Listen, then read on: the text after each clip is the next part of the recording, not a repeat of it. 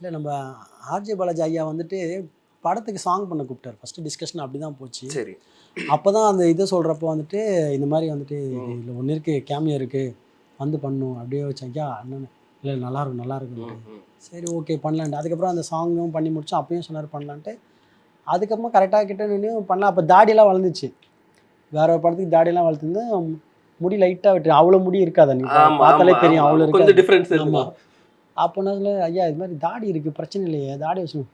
தாடி வச்சுட்டு வந்துட்டுமா ஐயா, தாடி வச்சுருந்தா எப்படியா நல்லா நல்லவே இருக்காது ஐயா, கேவலமாக இருங்க, தயவுசெய்து எனக்காக ப்ளீஸ் ப்ளீஸ்னாரு. சரியா. அதுக்கப்புறமா அந்த படம் ப்ரொடக்ஷனை கேட்டு இல்லை சார் எனக்கு வந்துட்டு ஒரு 15 days கொடுங்க, டைம் கொடுங்க அப்படின்னு கேட்டு அவங்க அக்செப்ட் பண்ணிட்டு ஷேவ் பண்ணிட்டு தான் போய் பண்ணோம். அது வெடிச்சிருச்சு வந்தோடனே. இது எதிர்பார்க்கவே இல்லையே. சாக்லேட் யாருக்குமே தெரியல, யாரும் சொல்லல. சரி பாருங்க, சும்மா லீக் கூட ஆகல. படம் வரதுக்கு முன்னாடி இந்த மாதிரி இருக்கு அப்படின்னு லீக் கூட ஆகல. சடனா பார்க்கவும் எல்லாருக்கும் பயங்கர தேட்டர்ல எல்லாம் செம்ம என்ஜாய் பண்ணானுங்க. அது பயங்கரமா இருந்தது. சூர்யா சார் த்ரிஷா மேம்லாம் வந்துட்டு பயங்கர என்ஜாய் பண்ணாங்க.